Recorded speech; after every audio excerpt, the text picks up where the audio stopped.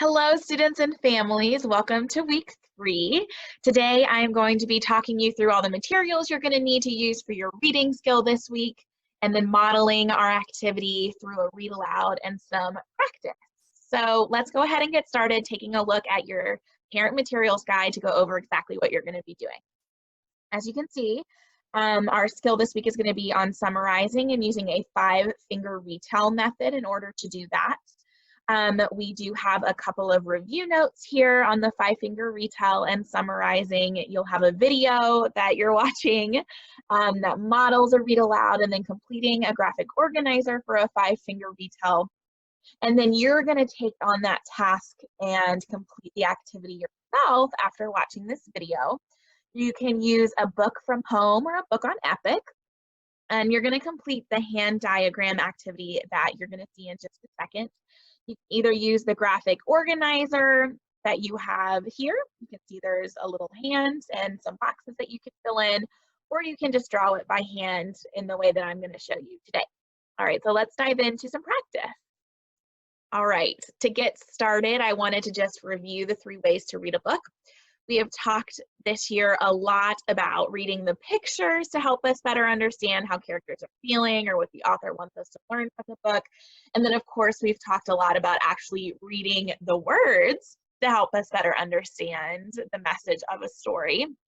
But more than just reading the words and pictures, we want to talk about them. And then that most important thing we want to do, of course, is retell the story. And that's where our focus is going to be today.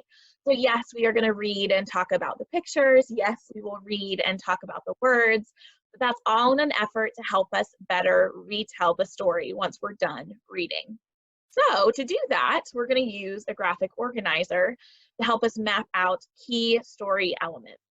So to help us organize those story elements, you're going to be seeing a graphic organizer that mirrors a hand.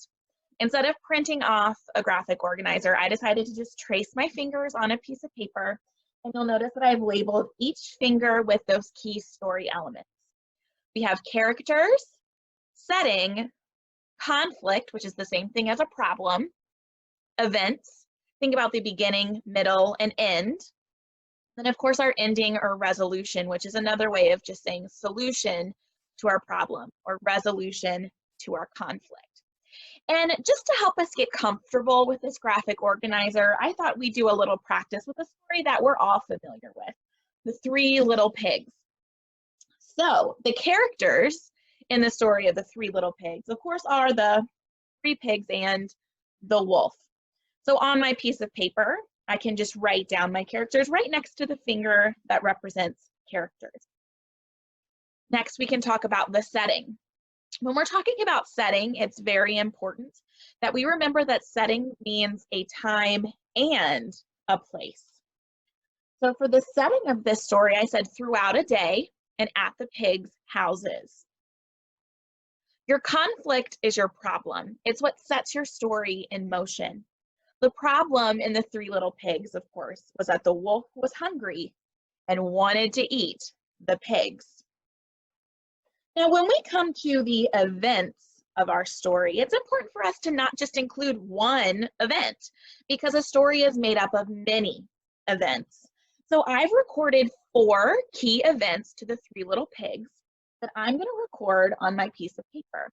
Now, it's a little big because I wrote it on a separate piece of paper, but when you write it on your own paper, you can make sure that it fits. So let's slide over and see what those events were. 1, pigs each built a house, 1 of straw, 1 of sticks, 1 of brick. Next, the wolf finds the house of straw and he blows it down. After that, the wolf finds the house of sticks and blows it down.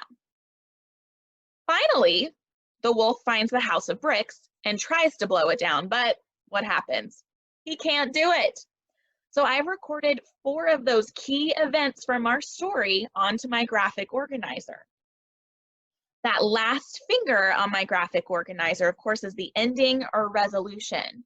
What's really important when we're recording a resolution on our piece of paper is that it needs to tie back into the conflict that we recorded. And remember, our conflict was that our wolf was hungry and wanted to eat the pigs.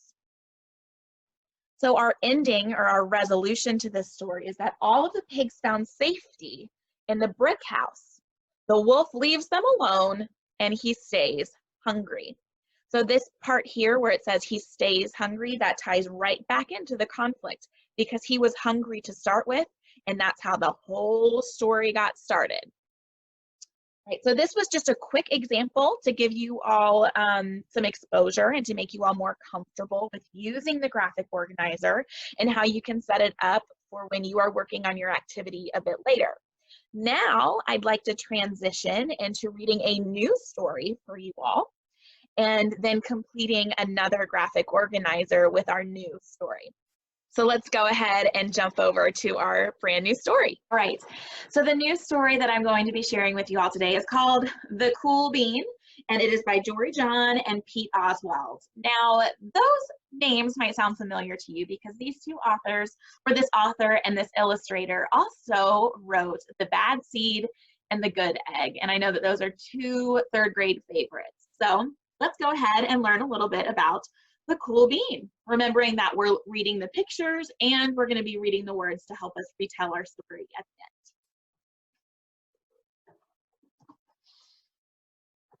the end. So The Cool Bean, looking at that title page, I'm noticing some pretty cool looking beans. Watch out, here come the cool beans. The cool beans. And this little guy looks familiar from the cover of the story, so I bet he's important. Oh yeah, check out how they move.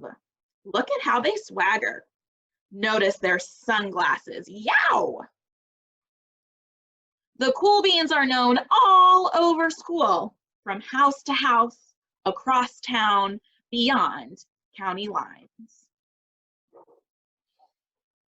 In the olden days, last year, we were all one big pot of beans. We were a mixed bag, but somehow it worked. Yep, those were the good old days.